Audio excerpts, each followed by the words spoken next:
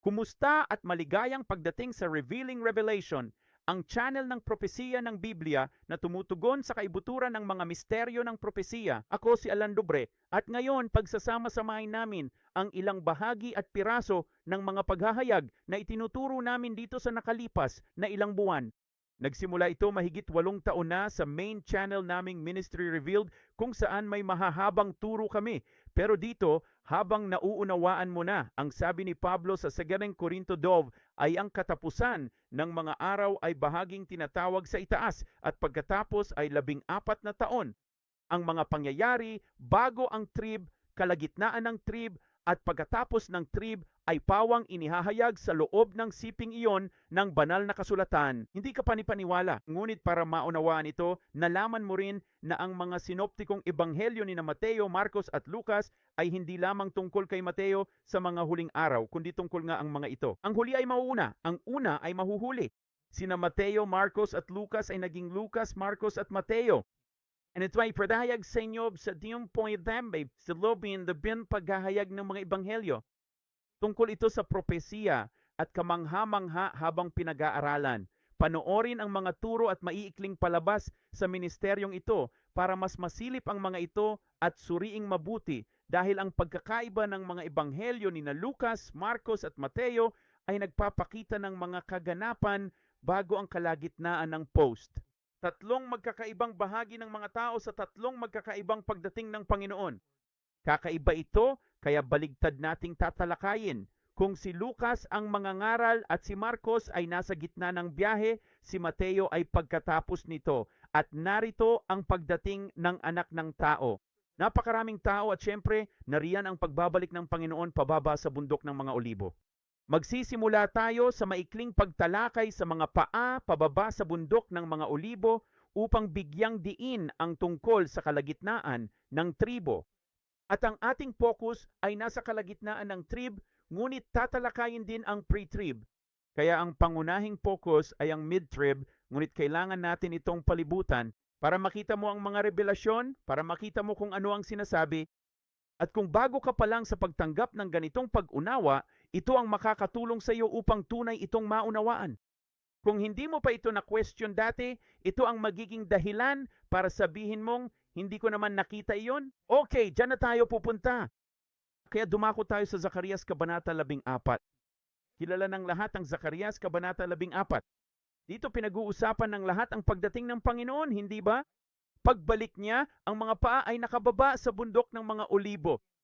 Nasa Zacarias 14, talata 4 nang sabihin, at ang kaniyang mga paa ay tatayo sa araw na yaon sa bundok ng mga olibo. At syempre, ang bundok ng mga olibo ay mahahati sa dalawa. Alam ng lahat ang tungkol dito. Ito ang pagbabalik ng Panginoon pagkatapos ng tribo, ang mga paa ay pababa sa bundok ng mga olibo kung kailan siya ay makikita mula sa isang dulo ng langit hanggang sa kabila. Sinasabi sa atin sa Zacarias 14, talata 10, pasensya na, Kabanata 14, talata 10, na mayroon din itong ganitong koneksyon sa loob ng kabanata. Hanggang sa panahong ito ay patungo sa pisaan ng ubas ng hari. Okay, ano ang kaugnayan nito sa aklat ng pahayag? Ano ang tipolohiya? Nahulaan mo na. Ito ang pahayag Kabanata 19 sa pagdating ng Panginoon kung kailan niya lalabanan ang mga kaaway na nagkakatipon laban sa kanya. At pupunta siya saan?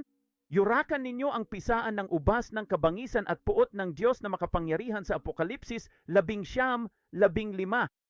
Okay, ito ang labanan bago ang kapighatian ng Panginoon kung kailan siya babalik sa bundok ng mga olibo para sa pagyapak sa pisaan ng ubas. Pasensya na. Ito ang connection kay Matthew 24, gaya ng ipinakita namin sa iyo.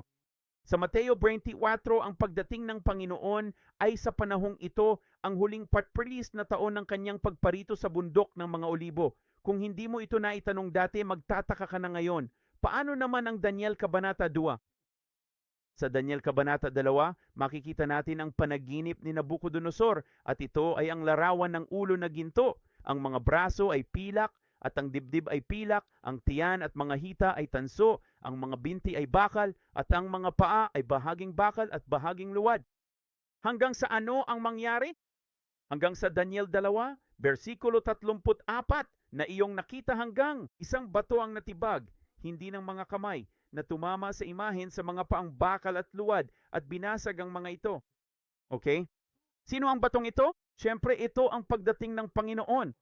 At pakinggan ang sinasabi sa talata 35 sa ikalawang bahagi. Sinasabi nito, at ang batong tumama sa larawan ay naging isang malaking bundok at pinuno ang buong lupa. Ngayon, ano yung sinasabi ng mga tao tungkol sa batong ito? Sa larawang ito, marami nang nag-share, di ba? Sinasabi nilang panahon ito ng propetiko. Mayroong puwang na ito na may kaugnayan sa mga propeta, mula sa mga unang bahagi hanggang sa mga paa. At ang mga paa ay bahaging bakal at bahaging luwad hanggang sa dumating ang bato at durugin itong lahat mula sa mga paa.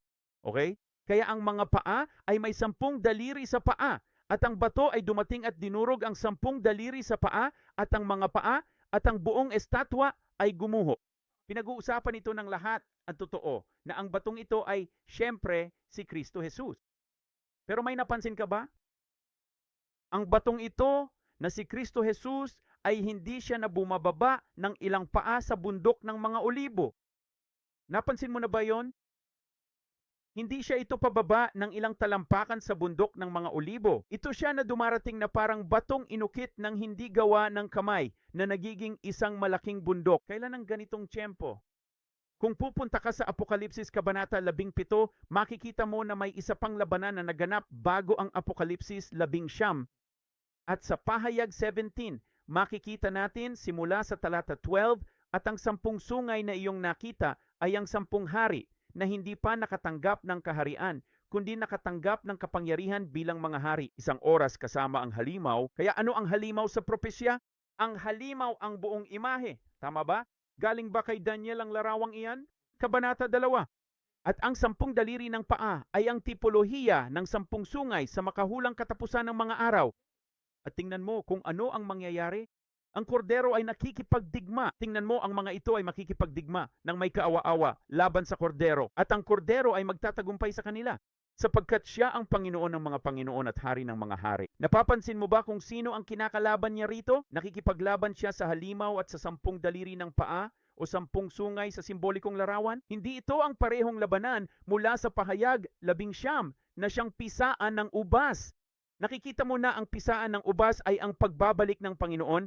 Ang mga paa ay nakababa sa bundok ng mga olibo. Ngunit ang kanyang pagdating na parang batong nagiging isang malaking bundok ay ang kanyang labanan sa katapusan ng 6 na taon ng mga tatak.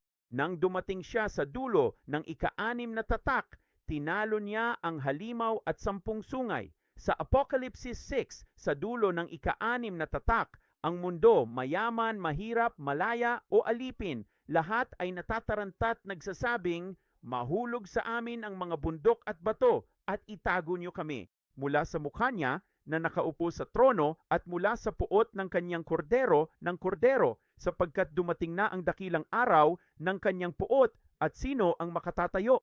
Ito ang labanan sa Pahayag, Kabanata 17, nang siya ay dumating na dala ang bundok na inukit ng hindi gawa ng kamay. Ito ang dahilan kung bakit sila natataranta, dahil may nakikita silang parang napakalaking bagay sa bundok na nagmumula sa itaas. Iyan ang wawasak sa labanan sa halimaw at sa 10 sungay, ang 10 haring kasama nila. Ito ang ipinakita na namin sa inyo sa mga nakaraang turo sa diskurso ni Marcos tungkol sa pagdating ng anak ng tao. Sa diskurso ni Marcos sa Kabanata 13, talata 26, ang pagparitong ito ng anak ng tao na nasa mga ulap, pangmaramihan. Kita mo sa Lucas sa sinasabi nito sa isang ulap. Sa Mateo, sinasabi na sa mga ulap. O kung ginagamit mo ang King James, nakasaad dito ang sa mga ulap, ngunit ang konkordansya ng strong ay ang salitang on. Dito darating ang Panginoon na nasa mga ulap kasama ang makalangit na bundok ng Sion. Darating siya dala ang paraiso. Darating siya upang lipulin ang mga kaaway, ngunit darating siya dala ang paraiso. Nakikita mo sa 2 Korinto, Kabanata 12, makikita mo ang unang grupo sa itaas, 14 na taon na ang nakalilipas, iyong mga na kay Kristo, puspos ng Espiritu, parang isang rapture, at sila ay pupunta sa 2 langit. Ang pangalawang grupo na siyang rapture sa kalagitnaan ng tribo na great multitude ay makikita nila ang anak ng tao. Makikita nila siyang dumarating kasama ang makalangit na bundok ng Sion, ang bundok na ito na inukit ng hindi inukit ng kamay. At saan naman sila pupunta? Mahuhuli na sila. Ito ang pagdagit. At pupunta sila sa paraiso kung saan manggagaling ang Panginoon na makikita ng buong mundo. Wawasakin niya ang mga kaaway at pagkatapos ay titipunin niya sila sa malaking karamihan ng kalagitnaan ng tribo. Sa pahayag kabanata 7, kaya kung ang katapusan ng pahayag kabanata 6 ay ang pagdating niya sa puntong iyon, siya nga iyon. Kung paanong ang batong iyon na inukit ng hindi inukit ng kamay na nagiging isang malaking bundok, saka lamang ninyo makikita ngayon ang lubhang karamihan na hindi mabilang ng sino mang tao sa harap niya sa Apocalypse 7 sa kalagitnaan ng talata 9. Kita mo?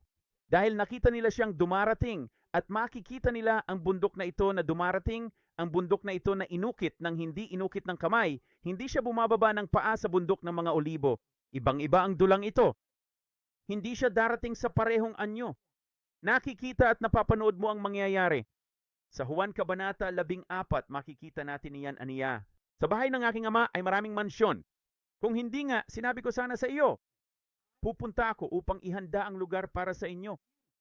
At kung ako'y pumaroon at maghanda ng kalalagyan para sa inyo, ay babalik ako at kayo'y tatanggapin ko sa aking sarili upang kung saan ako naroroon, kayo rin ay dumuon. Kaya ang ginawa niya, ihahanda sila ng lugar at sa pagdating niya, tatanggapin sila sa sarili. Pagdating niya sa dulo ng ika-6 na tatak, habang ang batong di gawa ng kamay ay nagiging malaking bundok, darating siyang dala ang paraiso at makalangit na bundok. Ang Sion, ang lugar na pinuntahan niya upang ihanda para sa kanila na sa kanyang muling pagparito.